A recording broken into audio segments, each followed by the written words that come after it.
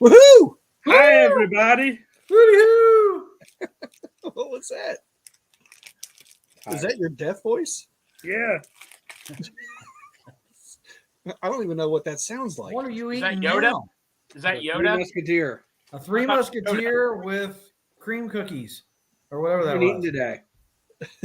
Why don't you put some I'm running cheese off- whiz in there? I'm running off Monster Energy right now. We got Stranger in here. Got Mom Shelly, in how here. you doing? Yeah. All right. So Well, I'm Bengal Dad. There's yep, Greg. we There's Cincy James, and there's Def. Yeah. How's everybody doing today? How we doing? How we doing? there we go. That was close. Three Musketeer. Yep. So let's just go ahead and get this out of the way. We are sponsored by Brimminghorn Meadery. Click, click. In case you're wondering, these guys are winning awards left and right. If you like honey, if you like wine, combine it together. Guess what? It's kind of like mead, and mead is very, very delicious. I need to put an order in really soon. Use our code wherever it is. Who-day. Where is it? Where'd it go? Who-day 9. It's at the bottom of the screen, Jimmy. Yeah. I was looking for the main one. So Houday 9, that gets you 15% off of 2 bottles or more, and basically that takes care of your shipping, unless you live in Montana, which, as Santori said the other day, F Montana. At least Brimminghorn says. I'm just kidding. All right, so I'll leave that scrolling down at the bottom there for a minute. Birminghorn is the goat of mead. Yes, it is. What are you What's doing? going on with it? Death. She's breaking I'm up. not doing anything. Oh my gosh. Okay. So Help. Corey, do you hear us? you I don't know what happened. might want to go out and come back in. We've just witnessed death. Yep. The spirit of Montana came back to kick my ass. Well, while Santori's getting that figured out, obviously yesterday it was a great Super Bowl until the end when those refs just had to control the game themselves with a very questionable call. Where's everybody's thoughts on that? I think I need a second sling because I'd have another black bar over here and I'd look like a referee. Yeah. And I'd be the winner. I'm in total control. What is everybody's take on how the game ended? James, we'll start with you. It's not a great look when basically we'll say it's 2 weekends in a row because the AFC Championship game was marred by the trending words NFL rigged and NFL officiating. Now in the Super Bowl, you've got the exact same thing trending. And then you have Roger Goodell afterwards acting like he won the Super Bowl, like he's getting a Super Bowl ring, and then telling the guy, I don't care how you hit the quarterback. He said that to the Chiefs player. I don't know. It's very odd. I didn't hear that last part. I saw a picture of the hug. I frankly thought the hug was kind of out of Goodell's control because an NFL player came and hugged him and lifted him up, kind of like they do for the NFL draft. So I was trying not to look too much into that. Now that last thing that you said, I haven't heard that yet. Yeah, I watched it. He patted him on the shoulder and he's like, I don't care how you hit the quarterback. He kind of said it jokingly because if you remember, Chris Jones was the guy that like stripped the ball from, I believe, Derek Carr and fell on him in the process and they threw a fine. So I think there's probably been some dialogue between the two of them of how to hit a quarterback. It was probably more an inside joke than anything. But it's a bad look. Isn't this where you're supposed to say you need to be able to read the room? Mm-hmm. That is a bad look. Read the country. He's not very good at that, though. Like when he talked about during Super Bowl week, during the media portions, he talked about how officiating was better than ever. Yeah. And it's like, no, not really. Not if you have eyes and you can see. Yeah, Goodness it's just. gracious. And how about that field? How about that field? That perfectly good field where everybody was not tripping, not doing this. I mean, how embarrassing is that? That's your Super Bowl. Yes, Tori has clothes on. Yeah. We had some dialogue in our chat earlier about that. $800,000. $800,000 is how much it cost for that field. They grew it for 2 years. Yeah. That's it? They grew it for 2 years. The sod father, this 94-year-old guy. I know high school fields that cost $1 million, Moeller. The whole field? What they cheap out for the Super Bowl for? Or just the sod? Are you What's talking that? the whole field or just the sod? Because this was just the sod. Moeller's practice field behind Moeller High School, the whatever kind of turf it is. Field turf. Whatever the field turf is, they've got a football field, a soccer field, and then another adjacent field to that. That entire field complex was $1 million. Is that next to the baseball field in the back? Kinda, yeah. Okay. All right. That baseball field is All Saints, but yeah. Okay, yeah, that's right. Well, it took 2 years to grow. They bring it in, they install it 2 weeks before. They bring it in and out every day to get the Arizona sun. Yep. And the conditions were that. The Bengals gave LaSalle High School $250,000 to help with their field. Mm-hmm. Like the Bengals do that every year. They give a quarter to like $300,000 to help high school fields out. $800,000 for the Super Bowl seems a little light to me. When high school facilities, quite frankly, I've been on some pretty shitty high school fields. I ain't ever slipped and fallen like that during warm-ups.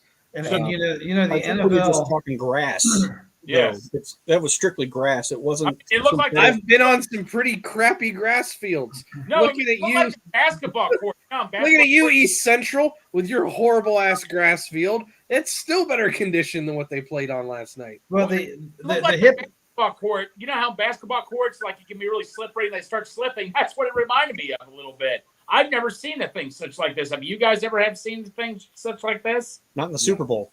Well, the hypocritical NFL cared more about having a ridiculous Rihanna concert that freaking shredded the field at halftime. Did you see the 75 to 100 people out there trying to replace little divots, and then they're going to send the best of the best out there again for a second half of the Super Bowl?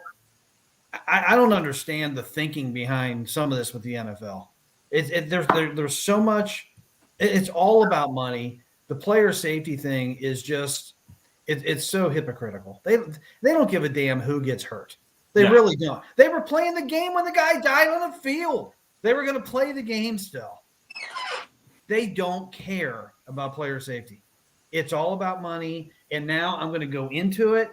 The freaking NFL and the officials. You cannot tell me that there's not something to the fact that this game had the identical finish to the previous Super Bowl. It was almost the same exact yard marker where it happened. Mm-hmm. I think the time was within 2 or 3 seconds of what it was.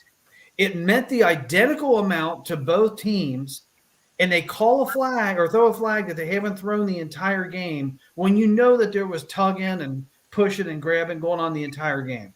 They wait to the end of these close games, and they know if they make just one call, nothing can happen to reverse the outcome of the game. No, they're going to make that call.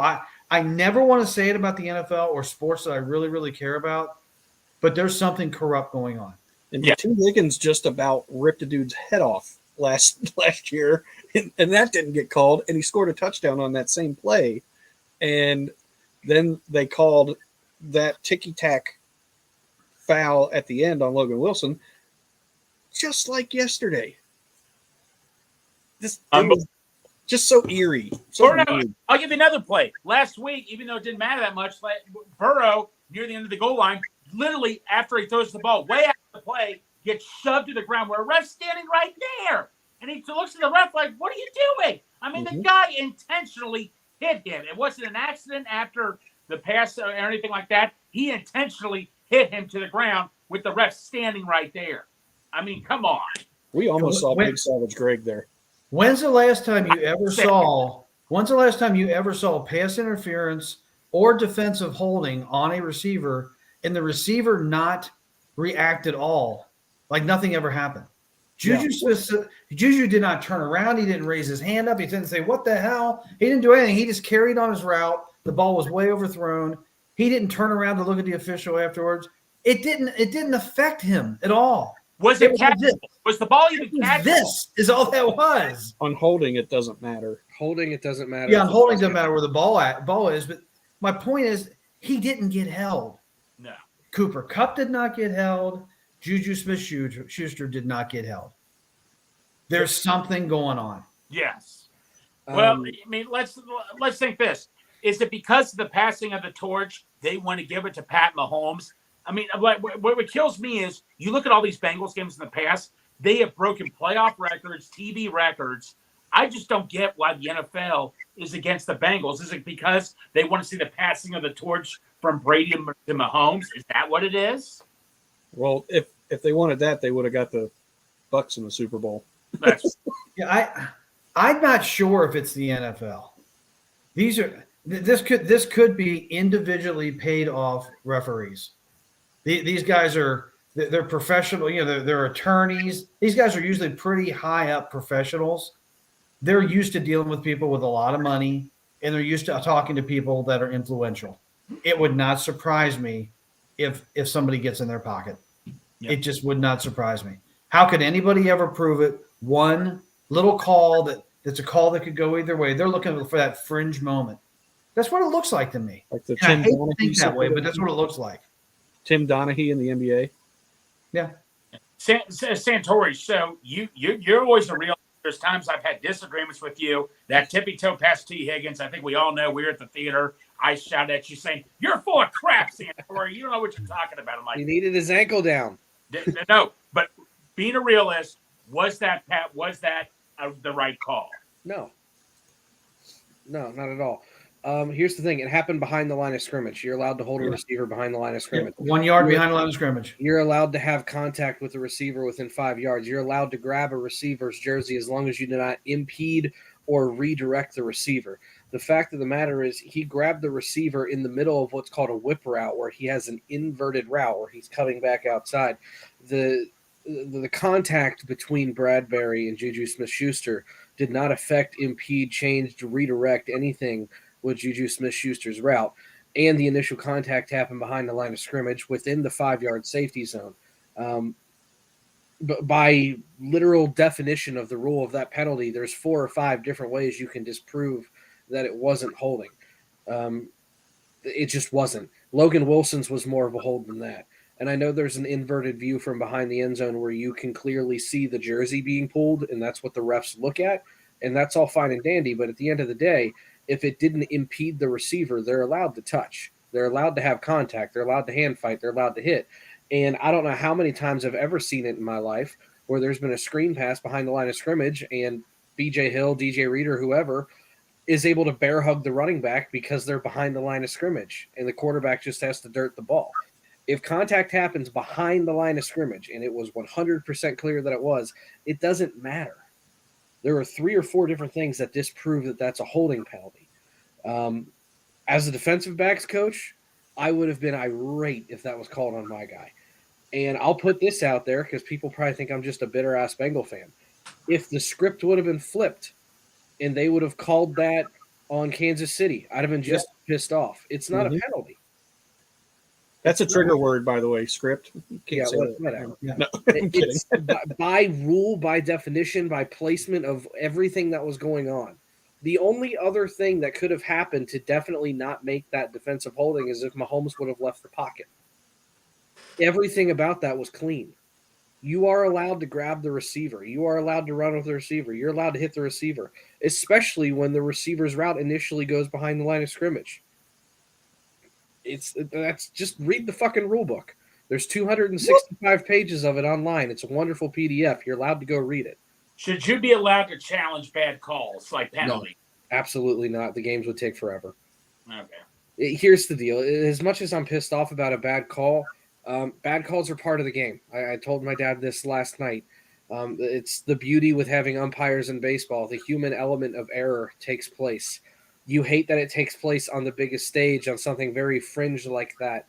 But at the same time, to me, that's no different than it's bases loaded, bottom of the ninth, game 7 of the World Series, and a pitcher's been a little wild, put himself in a not great situation, and on a 3-2 pitch, he hits the hollow of the knee and the strike zone gets squeezed. And they call ball 4 and in comes the winning run.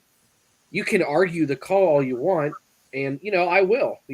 I'm a defensive back coach by trade. I'll argue that call till the day I die. But at the end of the day, why are you putting yourself in that position?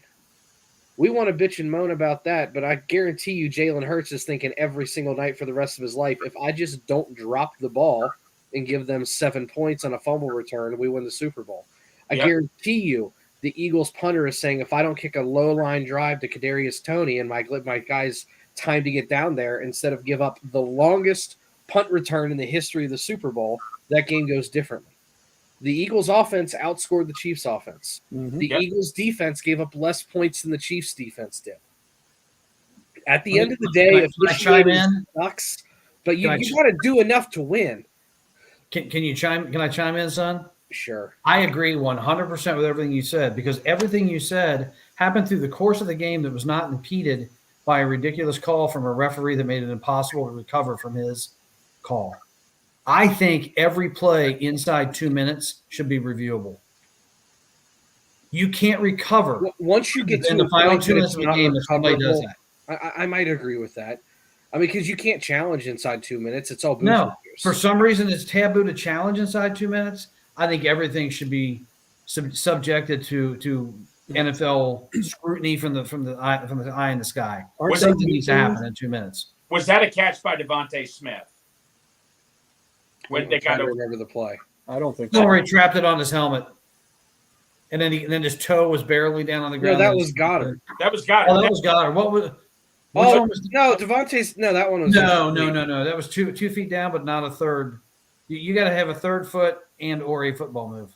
No, Devontae Smith hit the ground, and they called it incomplete after they originally called it complete. Remember, the Chiefs defense went up the field, and they went all the way back, and then they went back. Nobody knew which way the call was going to go, because typically you have a feel.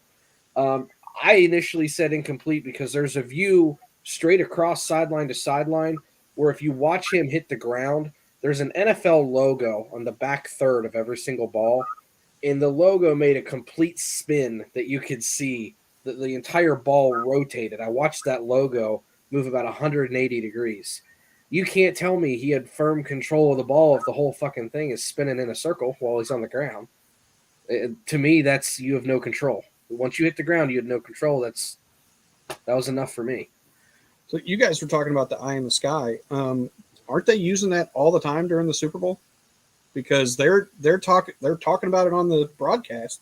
They're talking about how they should be able to expedite this call because there were some where they do, but I think in terms of should that really have been a holding call, maybe New York needs to intervene and go, let's look at this. It's inside 2 minutes kind of thing.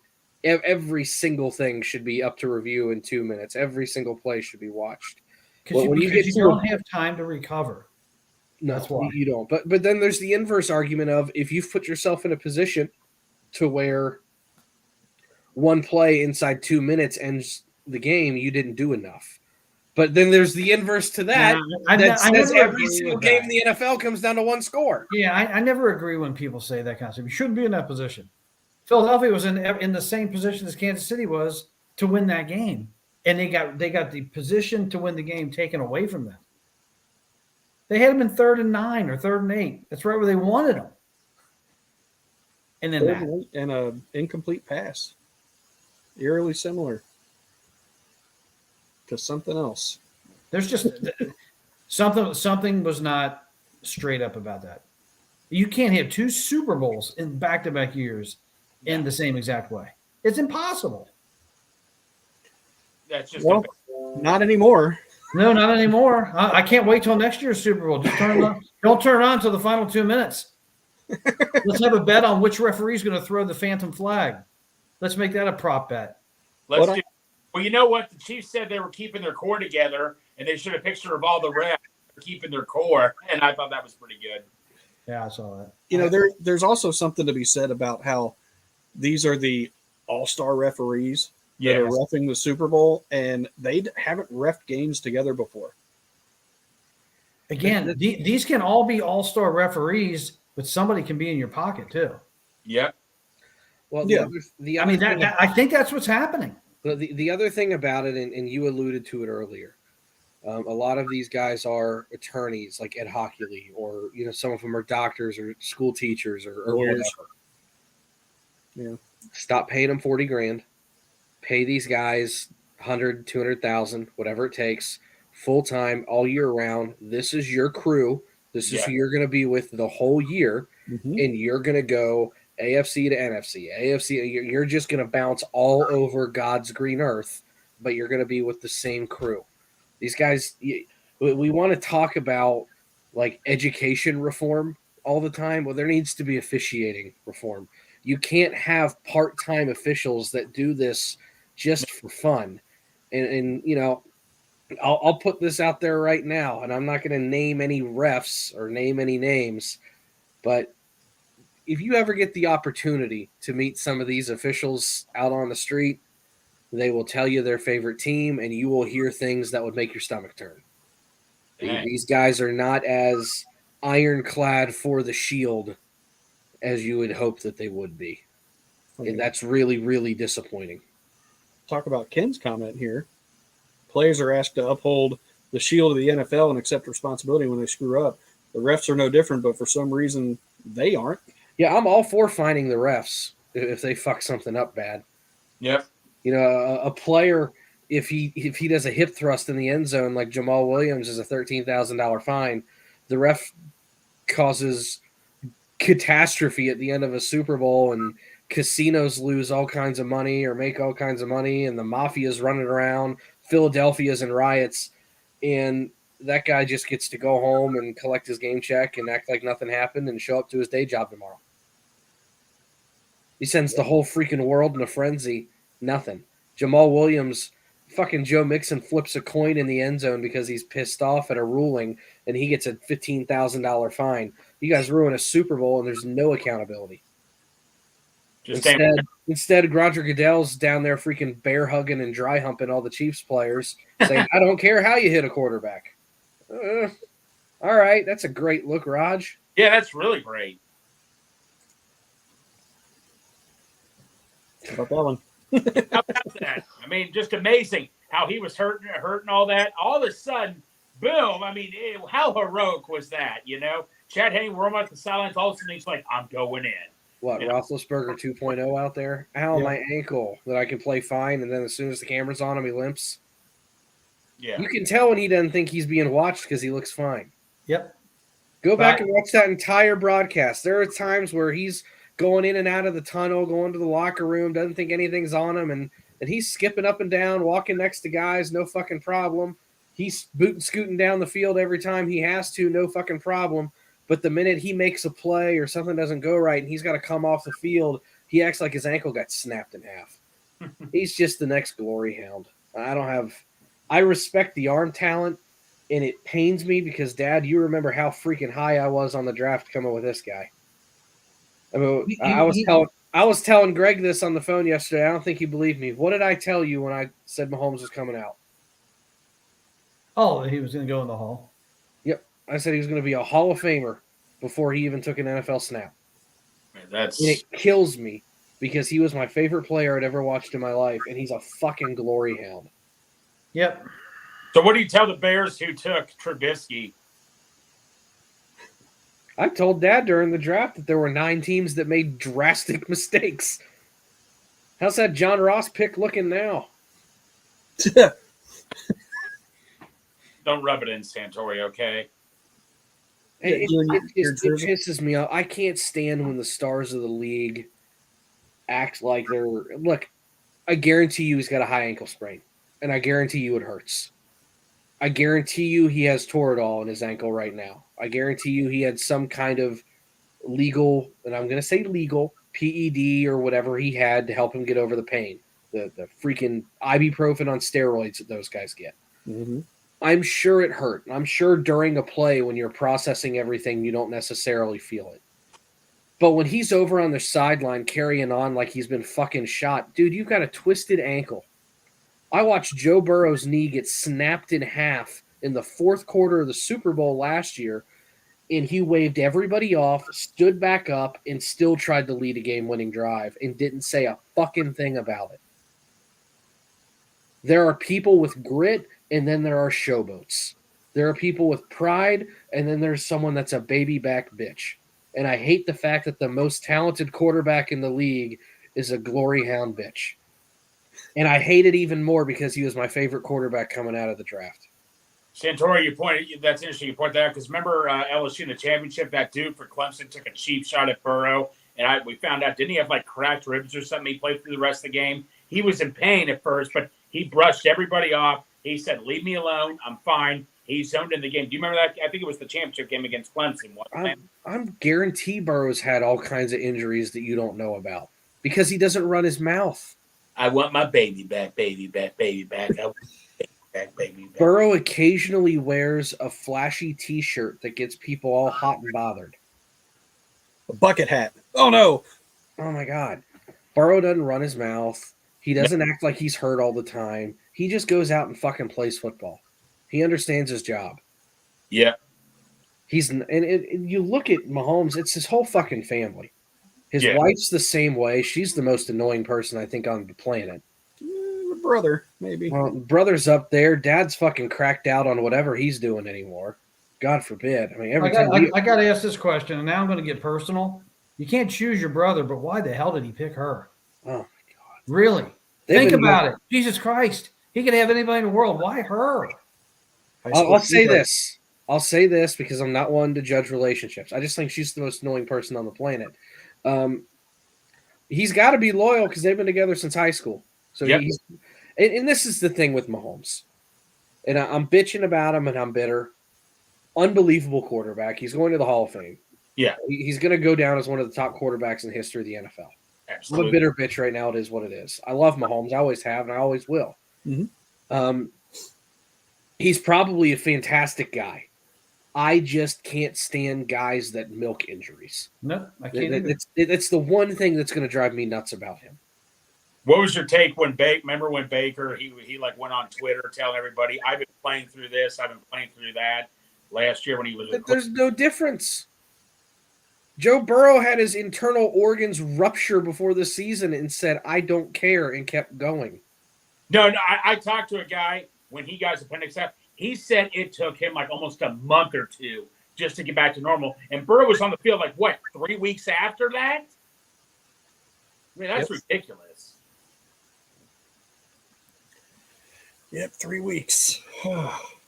I will second what you said, son. I would feel the same exact way if that call would have been made against Kansas City. Mm-hmm. I don't think games should ever end where a referee just completely wipes away all the competitiveness. Here, let's take the inverse 180 degrees the other way. If the Bengals would have won a Super Bowl off a janky-ass call like that, we'd have had an asterisk everywhere, and it would have been the most annoying thing for the rest of it. We finally got one, but guess what? It's the asterisk Super Bowl. Yeah. And to give you an idea of – and that's just not me being petty. I do not own the fact that the Reds won the 1919 World Series. I don't claim that. Right. The freaking White Sox threw that World Series. I didn't earn that. That's not my ring. I guess technically it goes down in the record books. You go, the Reds got 5 championships or whatever it is. If I don't think there's a Reds fan on this planet that if they said we're going to take that title away, that wouldn't be like, that's fair. Like no one would care. They better do a few other things if they do that. Well, I'd rather win a World Series that way than the way the Astros did about 3 or 4 years ago. You know what I mean. I tell you guys this. I'm just going to keep this guy completely anonymous. It could be a family member, it could be non-family member. But it's a family member. Him and I were talking and all that and stuff. And he was like, I was telling him about Coach of the Year and all that. And like Santori, you pointed this out, how Zach Taylor got no votes and Mike Tomlin got a vote. And this guy tells me, well, Greg, Mike Tomlin's never had a losing season and all that. Look what he did this year with what. Okay, already timeout. It's coach of this year, not coach of the last 15 years. Mm-hmm. Right. Thank you. And then he goes on to say, all the experts, the reporters, they all love the Bengals. I'm like, what the hell have you been watching? And he wonders why he got offended, why I called him ignorant. I told you he's ignorant. It's worse.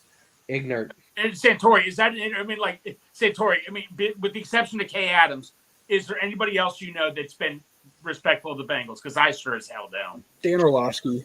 Well, Orlovsky. Chad Johnson. All right, now you're making me look bad. I'm just kidding. Boomer. National media, it's hard. I mean, Boomer. Orlovsky's moderately fair when it comes to him. Of all fucking people, Stephen A. Smith has kind of come around over the last 3 to 4 months. But it's far and few. Well, and it took a transcendent player like Joe Burrow, Yeah, with Stephen A. Smith to come around. yeah. But seriously, back to Zach Taylor. That's just ridiculous. He's like, oh well like Tomlin, he's never had a losing season. Look what he had to deal with. That. I don't care. Zach Taylor had. I understand Mike Tomlin getting a vote because he had like the shittiest roster in the AFC and still had a winning record. Mm-hmm. Like that, or I think they did. Whatever it was, I got damn close. It was 9. They were 9-8. Okay, like I remember when they were 3-8, and I looked at my dad and I'm like, they're done, and there they go. They were 1-7. You can't count those guys out, and it's Tomlin. It doesn't matter who his quarterback is. Doesn't matter who his receivers are. He's gone through 3 or 4 different quarterbacks in the last year and a half and flipped his entire receiving core. Had a makeshift offensive line, probably the worst offensive coordinator in football with Matt Canada. Their defensive coordinator right now is the guy that was the shit show for us back in like 2017, and they're still winning games. Say what you will about Mike Tomlin. He is a Hall of Fame coach. He deserved the Coach of the Year vote. Did he deserve more votes than Zach Taylor, though? Yeah, he didn't have Joe Burrow. If Mike Tomlin has Joe Burrow, I don't think he's ever losing again. Yeah. Call that what it is. Mike Tomlin's a better coach than Zach Taylor. No. A lot of people don't want to hear that, but he is. Yeah, but did he deserve it more than Zach Taylor this year, in your opinion? Sure, he had no roster and almost won as many games. I think where Zach Taylor got screwed was last year. Yeah, last year was he mainly got screwed. He really got screwed last year. If you look at those rosters and tell me which one should win 10 games, who is it? The Bengals. Yeah. He won 9 games with a fucking JV roster in this division, including beating the Bengals. You know, Tomlin's a damn good coach. He deserved more votes than Taylor did. No, okay. I wholeheartedly disagree with that. Wholeheartedly, because they couldn't even get in the playoffs, and you're going to give him more votes than a guy that gets in the playoffs? I just don't understand that. Yeah. I can't comprehend that. He won with less. You're a better coach. Done. Okay. That's my rationale. Yeah, no, Santori, I get your saying. Give Mike Tomlin this team. Do you have the same or better results? Probably. They're not less. Probably the same. Okay. So they deserve at least the same amount of votes, if not more. Injuries. I'm not 100% sure that he wins as many with the Bengals. He tends to breed prima donnas. What would T and Chase be like playing for him? They may not be the same player. I mean, you look at the Steelers. They never keep quality skill position players for any length of time. They all turn into prima donnas. They never freaking lose. Well, they don't. It's not that they don't lose. They get over 500 a lot. So, again, if that's our goal in life, that's a pretty loser mentality that you get over 500. I'm glad we're not touting the fact that at least we got over 500 again. That's all you hear Steeler fans do anymore. Yeah. But no, I want to go, even though this doesn't matter, play of the year. I mean, I was at your guys' house when we watched that unbelievable Vikings-Bills game where Jefferson made this great catch, one of the best catches I ever seen. But that was during the regular season where it really didn't matter a whole lot versus Sam Hubbard's game-changing fumble return touchdown that meant the game pretty much, that changed the whole aspect of that playoff game. How could you tell me that a regular season catch like that deserves play of the year over the Sam Hubbard fumble return? I'm going to say something that's going to piss off a lot of people in Viking land. Uh-oh. In Viking land? In Viking land with Justin Jefferson. Skull. Those catches are a dime a dozen anymore. That was cool 15 years ago or whatever it was when Odell made that catch against the Cowboys 10 years ago. Yeah. It happens every damn week. I see high school kids do it. It wasn't a playoff game. The Vikings, I think, had already clinched a top seed at that point. There was no pressure in that game. Sam Hubbard doesn't make that play. Our season's over. We would It have was lost. in a playoff game. There's no tomorrow if that play doesn't happen. If Justin Jefferson doesn't come down with a dime a dozen catch, the Vikings play next week.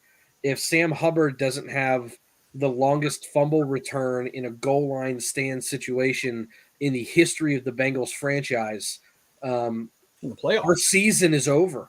That was a playoff game. You're done. You go home. National TV spotlight game. You're the only game on. That is the game everybody's been talking about all week. Is Lamar going to play? Is not. We didn't look good. And, I mean, I don't know how you can take that kind of a – I mean, that's – I don't know how you can tell me during that game that this is the greatest defensive play in the history of the Cincinnati Bengals, and it loses out to a one-handed catch in a game with the Vikings that didn't affect anything. Nothing. I don't give a shit if it was fourth down. You can't tell me a team had the greatest play in the history of their franchise and then it didn't win. Like, there's to me, that's like saying someone won quarterback of the year, but then another quarterback won MVP. And it's like, how can no? Like, pick one. I think the Jefferson catch was more impressive. It was a more impressive athletic feat. I mean, Hubbard was in the right place at the right time. If that same pass was thrown to Thielen, he's not catching that. But He it's doesn't not have the hops. He's not catching that ball. We're not talking about the individual athletic feat. If we are, I can find a billion plays. Well, it was play of the year. Isn't that what that was called? Play of the year? Play of the year, not athletic whatever of the year. There were more dynamic, important plays. I think it was NFL moment of the year. I can't remember what they called, because they had that, and then they had the most unexpected moment, which that should have been the lateral thing that got intercepted and returned for a touchdown. Yeah, with the time on the clock. Mm-hmm. I don't think that one won, and that should have won that category. If that one would have been in a playoff game, one of the greatest plays in the history of the NFL. Easily. You've got to take situation into account. If the Sam Hubbard play happens in week one, it's another funny thing that we kind of can to the side of the Ravens. Yeah. But it happens in a playoff game, and it just makes it that much bigger. Mm-hmm. Yeah. If you take all those AJ Green plays, which are just kind of funny things that I can troll Ravens fans with on Twitter, but if you put any one of those plays in a playoff game, oh my God. It's so much more magnified during the playoffs. If the Sam Hubbard play happens in the Super Bowl, you're talking about another one of those James Harrison Super Bowl moments, which is known as one of the best plays in the history of the Super Bowl. Franco Harris. Mm-hmm. Yeah. I mean, you're talking about something that was impeccably improbable to a one-handed catch on a jump ball. Yeah. Can we switch gears? I think what I'm about to put on the screen here is something we've been talking about all year. Uh-oh. And we haven't really drilled into it. Please be a clown. Oh, no. National media in a hole for some reason. I just don't care about it. It's the whole respect thing. Yeah.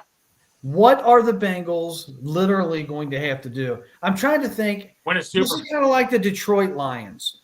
Yeah. If the Detroit Lions would have made the Super Bowl this year, and then going into next year, do you think the national media would have been all over the Detroit Lions repeating as NFC champions? Yeah. I don't think they would have, because it's the Lions. There's this stigma of just year after year and decade after decade of losing. You know what it'll be? But they have I'll tell you exactly the moment it'll be, and it'll piss everybody off in Cincinnati because they'll know the actual truth of how this organization's run. Yeah, but guys, they could win the next, I don't know, 100 games in the next 10 years. I'll take it. I'll take 10 wins a year for the next 10 years, right? I don't care. But let's say around year 4 in the next 10 years, right? Actually, here, let's put it this way. Not that I wish ill will on anybody, but this is going to prove my point. If Mike Brown dies tomorrow and the Bengals win a playoff game next year, you'll have respect because they'll think it's new ownership. Because that old stigma will be gone. They'll say, oh, look at the daughter, look at the granddaughter. This is the new regime. These are the women of the league. They've been doing it for the last fucking 10 years. Yeah, I personally think, I think if they win the Super Bowl next year, it'll all be gone. Because they will have a Super Bowl appearance. Yeah. They'll have 2 Super Bowl appearances, 1 win in the Super Bowl, and 3 AFC championship appearances. I don't know how. I don't care if it's the Chicago Cubs. I mean, once you do something enough, you'll get the respect. But I think that's why they didn't get it this year. I think they'll actually get more respect next year than they got this year. I already say no. They released the Super Bowl odds already, and they've still got us third in the AFC. Yeah, they've still got the Bills above us. Buffalo. We kicked the Bills' ass for 5 quarters this year. Okay, and they still got them ahead of us. That's not the national media. That's Vegas. Yeah. That's not the national media. That is not the national media. To add on to this, Kansas City opens up Thursday night. Do we think the Bengals will be playing them at Arrowhead, or do you want the Bengals to open up against them at Arrowhead? I hope to God we get that game. Do you think it will be? Do you think it'll be Buffalo or Philadelphia or Bengals? Well, do they play Philadelphia at home next year, Kansas City? Yes. That's who it should be then. Then why didn't we play the Rams? Why did we get? We didn't play the Rams this year because we didn't play the Rams this year. Oh, okay. I thought championship teams always play one another. Okay. Just the Super Bowl champion always gets to host Thursday night. There's a 25% chance that it's going to line up that way every year based on how the schedule rotates. Fun fact: there's only been 1 year that the Super Bowl champions did not get to host a Thursday night football game to start the season. Who was that? Anybody? We never won a Super Bowl, James. Yeah, Niners. Oh, yeah, Super Bowl winner. Sorry, Mom, you just missed that piece of the puzzle. Yeah, sorry. Rob texted me. Oh, never mind. I'm an idiot. Okay. My whole question has been foobarred at this point. Baltimore Ravens.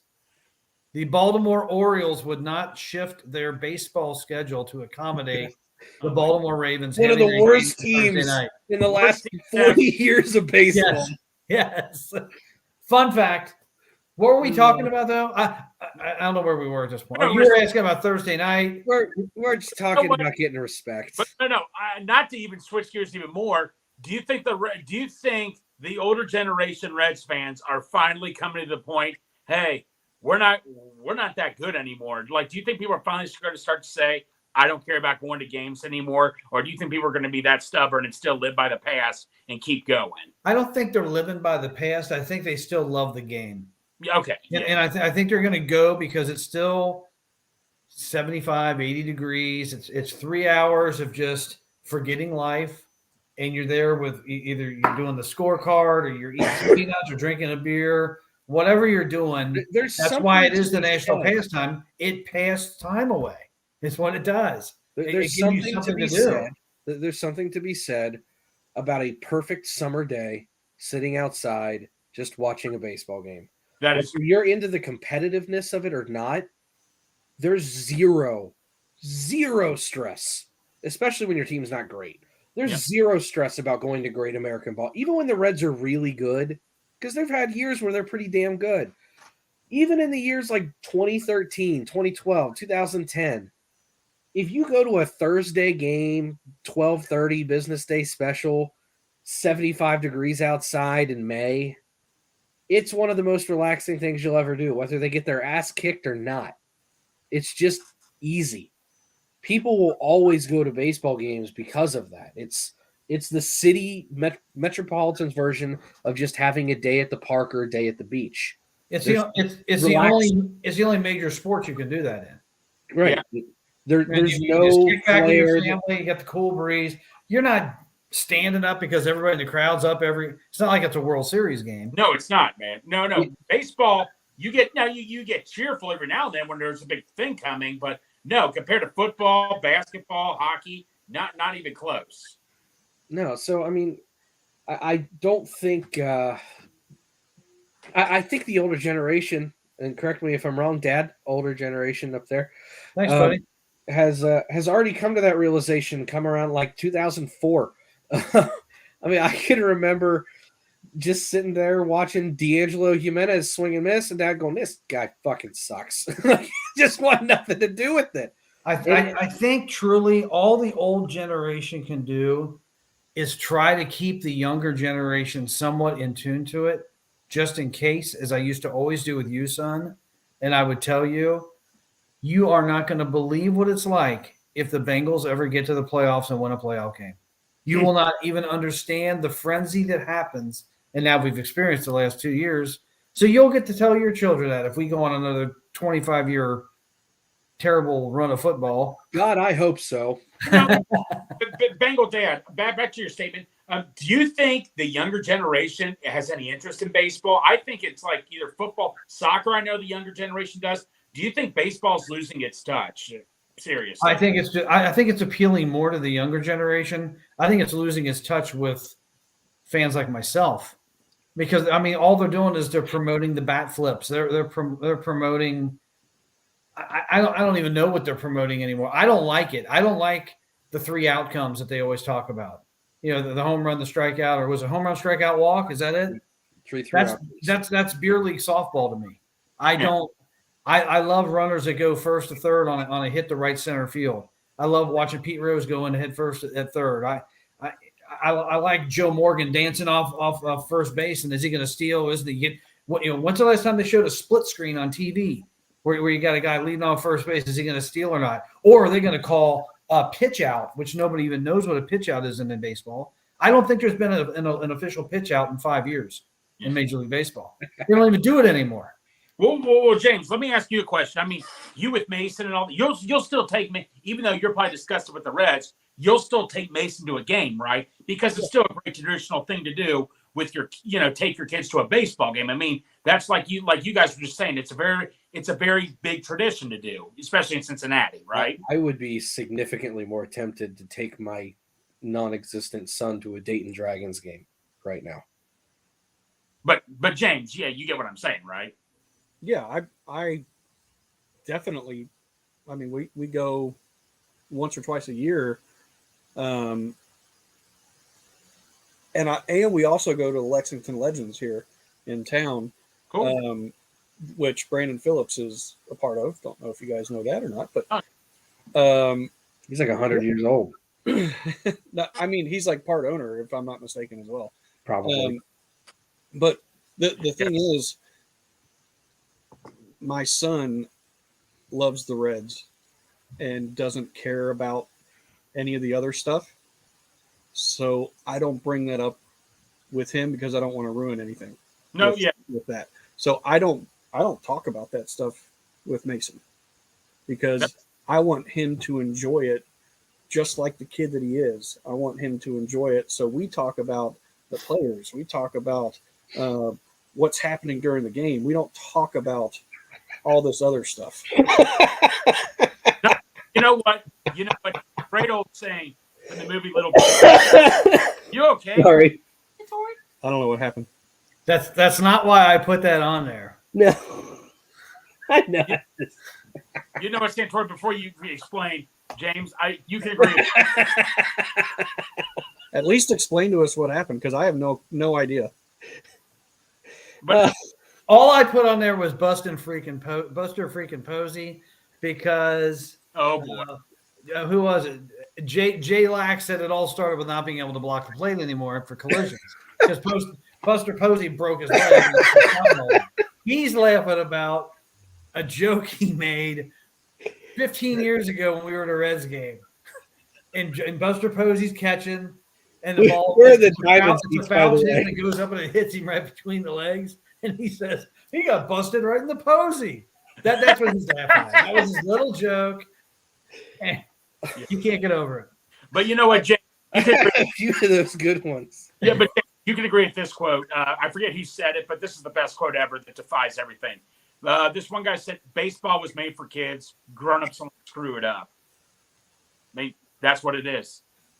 Yep. I mean, that's like It's I've the heard kids' game. I've heard a bunch of quotes. Yeah, I stole from the movie. I don't know if you ever seen the movie Little Big League and all that, but that's where I got it from. Can we since we're on this I have funny moments, talk about the best one I ever had? Ew. Cedric Pierman. It's Cedric Pierman. Cedric Pierman. Do you guys remember Cedric Pierman? Hell yeah. Great. Funniest thing, absolutely the funniest thing he ever said. We were talking about the other day, and it almost puts me in stitches. You had to really be there when he said it, but it was flipping awesome. It was a preseason game, right? Yeah. All right. And he breaks away down the left. I guess he's going on my screen left You to right. gotta remember that he was like the team reverend, and his nickname was the running reverend. Yeah, his nickname was the running reverend. And he's on the top of the screen. He's busting right to left, or Left to right. left to right. And around the 10-yard line, I guess he got knocked out of bounds, and he tore something in his leg in a preseason game. And as soon as it happens, my son says, You better say it, Bengal Dad. I don't think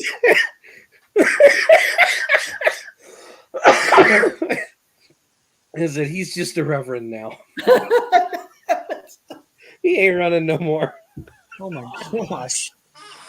you had me there, guys. It was so flipping funny when he said it. It was so – because I'm not expecting you to say it. He said, he's just a reverend now.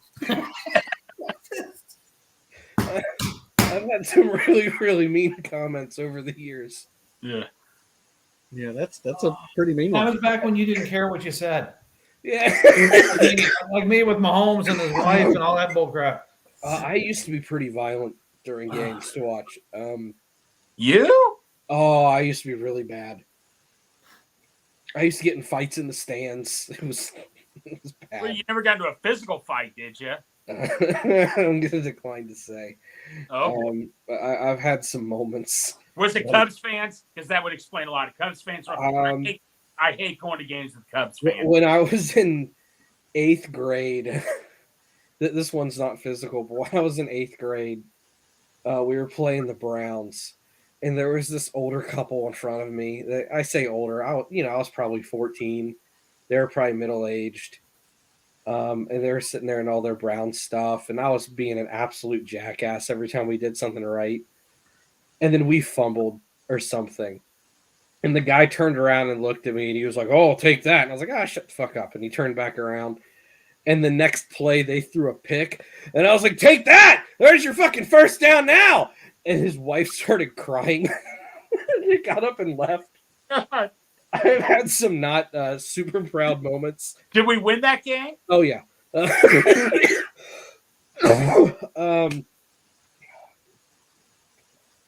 I mean... No, believe it or we not. kind of went off the rails here, didn't we? No, sorry. I was driving home for a Browns game, that Thursday night game where we beat the Johnny Manziel and the Browns. I'm driving home. It's dark out at night. I see this big van. There's fur all over the van. I swear to you, there's a tail in the back. What is that movie with the dog, Dumb and Dumber? It looked like the Dumb and Dumber dog grooming van. The ears on the side and the tail in the back. I'm like, you've got to be kidding me. I mean, I would love that. I wish I could have taken a picture, but you don't take a picture when you're driving at night. Maybe I'll cut loose next season, and You know what we need, guys? I'll have some more vintage moments. We need a rally round the Natty van for We tailgating.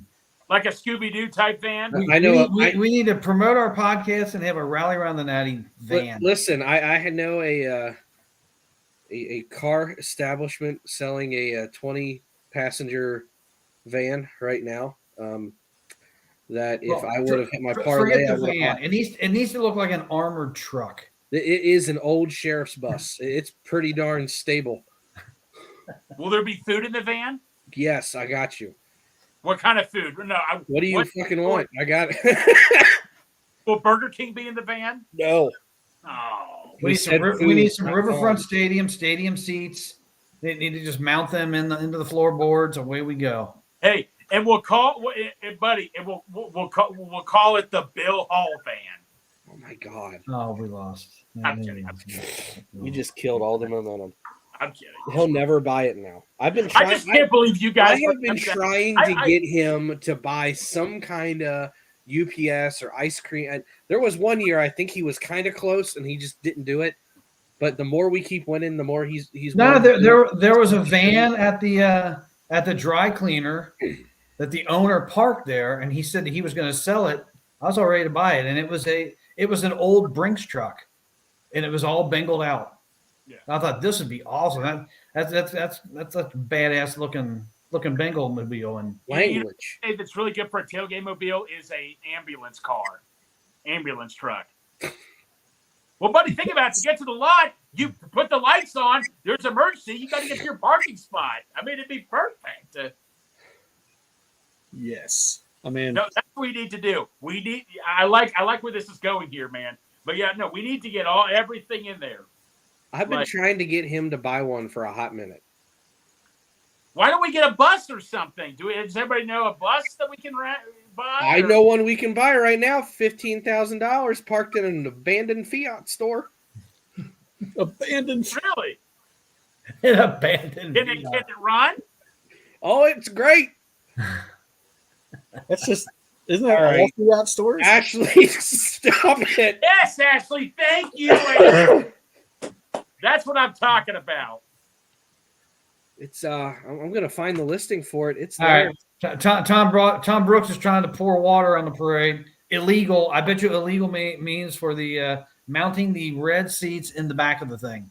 It's not illegal if you don't ride in those. It's not illegal if you don't get caught, Tom. Yeah, that too. I mean, it's still illegal. No, it's not. Just, you don't. Yeah, it is. You just don't get frowned upon, like masturbating on an airplane. One of the best lines in movie history. Join the Mile High Club by yourself? What? Yeah. It's one of the best lines in movie history. Hangover, yeah. Mason's not listening, is he? I have no idea. Hey, Ashley. So is Ashley a fan of Burger King Santori, or is she a fan of Burger King? Yeah. Ashley's a fan of Burger King, but she is not allowed to have it. Why? Because I am not a fan of Ashley after she's had Burger King. Oh, okay. She gets a ooh. Is she still? Wait, is she still writing? Putting this? Okay, I didn't know. That's what I'm talking about, Tom. That's Ghost Runners. We're back to baseball. We got the Ghost Runners destroyed baseball for me. I agree. I can't stand that rule. We don't need a man at second base with nobody out in the 10th inning. That is stupid. You wouldn't happen to know anything about a 2015 ProMaster 2500, would you, Dad? Don't we know? Yeah, I know all about it. It was a parts van. It's got 200,000 miles on it. I brought it home to do some moving, and it goes, It's terrible. What are we painting the so van? Does Cedric Pierman's right knee. Yes. What are we painting the van? Do what? What are we painting the van? Is it orange and red or? Orange and red? Well, yeah, for Bengals and Reds. What are we painting the van? Screw the Reds. All right, good. I'm glad we're on the same page. Glad we're on the same page. Just making sure. Orange and black all the way, baby. Do you think all four of us could fit in a BRZ? Yeah. No. Is there a hot tub? No. Can we put your hot tub in the van also? I think we got a Beetle. Can I get a hot tub? Yeah. We need a rally Capri van. Suns in there. Capri Suns like you have in your fridge. We could make it a food truck and only serve things Dad would eat. That'd be peanut butter and jelly and the Kenny Anderson special sandwich. And that's it. La Rosa's. La Rosa's, no. La Rosa's. That's one thing I'm happy about. Thank you. I don't know if we could get away with serving La Rosa's out of a van. That might be. Sure we can. Santori. We've already done a bunch of legal stuff. Why Let's go big or don't go at all, buddy. Woo, look at this baby. That's it. That's it right there, buddy. Hey, Yes. you know that place, don't you? No. Not at all. Dude, that is money, man. So now who's going to pay for it? Dad. Wondering, not it. Wait a minute. Does that mean Tom Brooks is older than me? Nose goes. What? Nose What's goes. that? James got to pay for James! it. What was that? Nose goes means last person to touch their nose has to do what we don't want to do. Yeah. Pay for Yeah, it. we wanna Nose do. goes. Yeah, me and my 2 kids, wife, yeah, I'm not doing that. Listen, that is an 18-passenger van. You can drive it straight up. You can fit the whole freaking clan in there. There you go. Go pick up Shelly in Fairfield. We'll all go to El Osadero and see the dancing robot, and then we'll go down to Paul Brown Stadium or Payjo Stadium. On another Where's note, the- Tom Brooks is officially older than me. He saw Where's Willie the Mays at the home run to Crosley. Santori, the Listen, you also saw Elvis live. I don't know. I saw Elvis. Yeah. But I never saw Willie Mays at a home run at Crosley Field. I did on video. Yeah. Wait, Santori, where is that dancing robot at? Is that in Fairfield? Was he playing for the Giants or playing for the Mets? It's by We are having playing 3 different conversations right now. Bass Pro Shop. El You hear me, Greg? Osadero is in like Fairfield. Okay. area. It's Fairfield Bass Pro Forest Shop. Fair Mall area. I gotta check that place out, man. That was kind of creepy when you showed us that, but pretty cool. I don't know if I ever showed Dad that video. That was great. I saw it. Well, no, and I tell you what. How about the video of the snakes? You're like, oh, I love snakes. They're fun to cuddle with and all that. I'm like, seriously, Santori?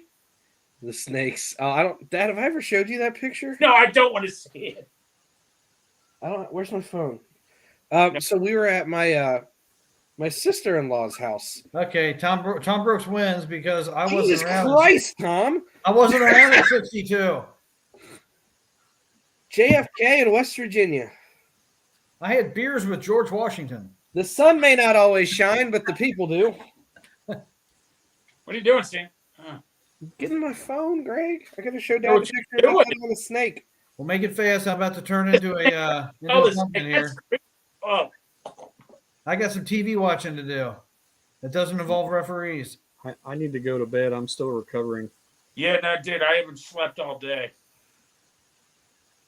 Hold on, we're gonna get there. No, I didn't say Tori, please, man.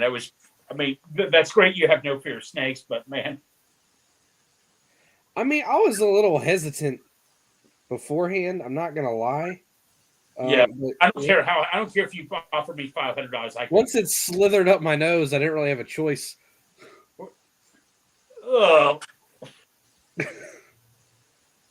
Nice. looks like Johnny Damon with the snakes. I was beautiful. What? I was beautiful with that hair. Oh. You look better with a hat on. All right. All right, we need to wrap this show up. Yeah. Yep. I gotta go rest. I am dead. Everybody needs a rest. I need to go watch a show without referees.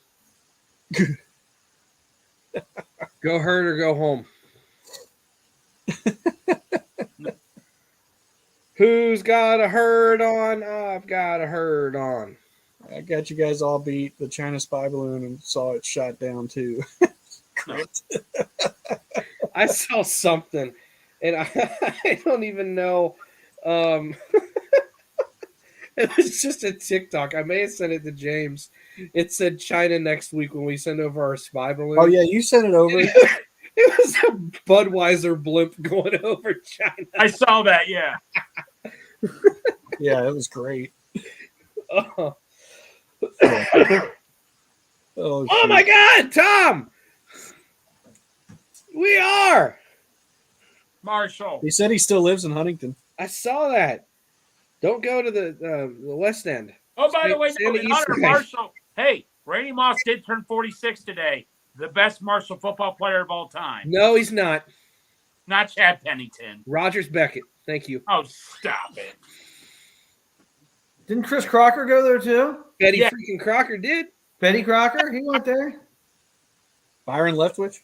When was the plane crash at Marshall? 71? Randy Moss, come on. 70? 70 or 71. Randy Moss, come on, guys. This isn't even debate. Rogers Beckett. I'll look it up. I'll be the judge. Rogers Beckett was great. Apparently, you never saw Randy Moss. Actually, what the hell is Santorum? It's autocorrect. Your phone's autocorrecting, ma'am. Yeah. That's your full name. Yeah, no. Yeah, Santori. That's your legal name. I have an email with the full name. It's Santorini J Miles. I don't even know what the J stands for yet, but it's in there. It's like Homer Simpson. Yeah. Simpson. Where'd your hair go? I got a haircut. Whoa! Fuzz bucket. It almost looked like a 65 Rose. That was the day. That was the day before I got COVID. Woohoo! Tom's really freaking bringing me down. He's talking about the plane crash. Dang. Oh wow. We had a few local football players in that crash. Mueller had a couple kids in there. All right. She spelled it right. There we go. Here we go to Ashley. All right, boys. I think it's time. Camden Park. Ah! Yeah. Camden Park is the scariest theme park in the history of ever. That is like a single cannonball away from the entire theme park falling down. Uh-oh. Hi, Ashley. She's taking the cookies. What? I looked and I was like, I'm not here to communicate. I'm here for the cookies. Bye. Hey, Ashley, get us some Burger King, will ya? Whopper, whopper, whopper, whopper. It just. No!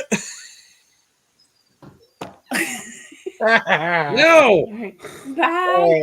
Have a good night. Hey, Dad, don't make me drop off a Lulu to babysit for you. You get a shower if you go to Camden Park. No, I'm just kidding. All right. I am gonna go lay down. I am. I'm seconding that. I'm tired too. Yeah. We're gonna go to B-Dubs. What flavor wings should I get? Asian Zing. Get sauce. Sauce. Sauce. Sauce is pretty good. I haven't been to B-Dubs in a long time, so I don't know all their sauces anymore. So. They have sauce. Hey, go to Midwest Barbecue. No, they don't have sauce. No, but they got Uno wings. Uno wings. They got sauce. And they have Grippo wings. G-Funk. Delicious. They have it. Come on, Santori. Mm-mm. All right, boys. I'm out of here. All right. What? Hey, Everybody, have a good one. Bye, Dad. Good day, everybody.